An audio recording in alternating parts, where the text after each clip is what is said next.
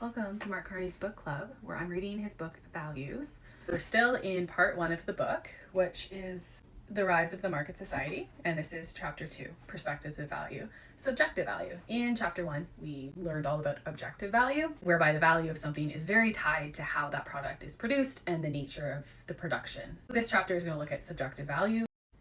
For the neoclassicists that are going to be described in this chapter, the causality of value is reversed, and the value is in the final goods that people want. And it's only because of that final value that the value is put into the inputs that went into making it. So it's kind of a backwards way to look at it.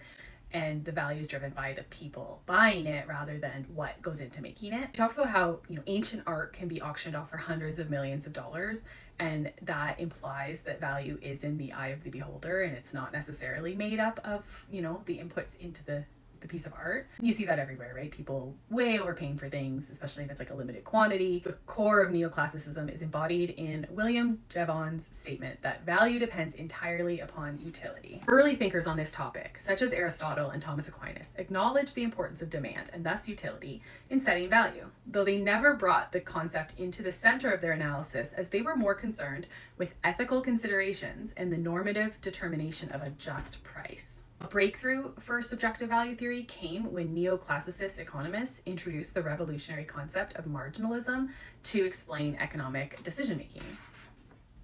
So take, for example, a consumer who is willing to buy a pair of shoes to wear to work for $100, even though the retail price is only $60. In addition, they are willing to buy an extra pair of the same shoes to wear on the weekend, but are only willing to pay $80 for the second pair because overall they offer less additional benefit given they already have one pair. This consumer receives a total utility of $180 from the two purchases, but only pays $120. This $60 difference is considered the consumer surplus. So the value of each subsequent pair of shoes is its marginal value and is different from the average total value of the purchases, as each pair of shoes is valued differently by the person buying them. It kind of does a little recap to bring us to where we are now. So economic theories of value went from objective, with value tied to factors of production and how production takes place, to subjective, with value being in the eye of the beholder and determined by preferences. So today it is widely assumed that there is no underlying intrinsic or fundamental value that isn't already reflected in the price. The market determines value, and the intersection of supply and demand reveals it.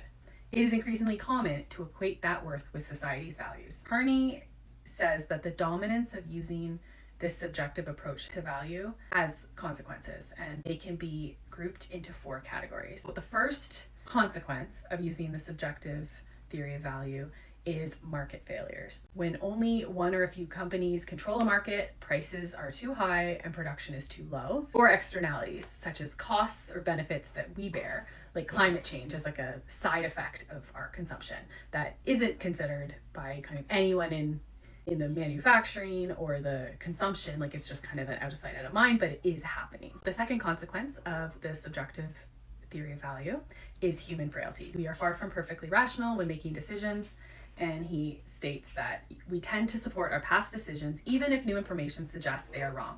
We tend to think that examples that come readily to mind are more common than they are, and we are irrationally impatient, and I would tend to agree with that. He goes on to say, the examples of how these human realities affect value and revealed values are legion. Despite a history of financial crises that stretch back centuries, banks didn't build adequate rainy day buffers in advance of the global financial crisis. Despite overwhelming scientific evidence, society is underinvesting in addressing climate change, even though actions today will be far less costly than those required in the future. And despite varied and ample warnings, we didn't invest adequately in preparedness or healthcare capacity for a pandemic. The third consequence of subjective theory of value is the welfare of nations. The motivation of economic theories described have been to advance the health and welfare of nations. Whereas economic infrastructure and economic capital are usually priced, social infrastructure, social capital, and natural capital generally are not. This can lead to underinvestment in what matters for well-being. In standard GDP accounting, government contributes no value added beyond public sector salaries. Measurement of unpriced outputs would better reflect both living standards and economic preference.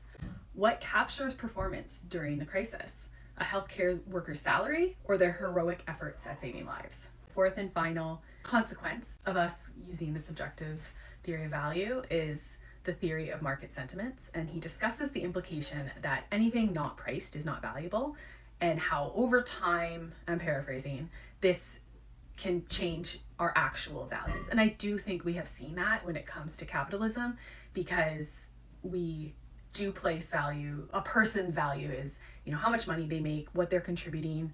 And, we often see some members of society wanting to just completely discard people who can't contribute to the system in that way.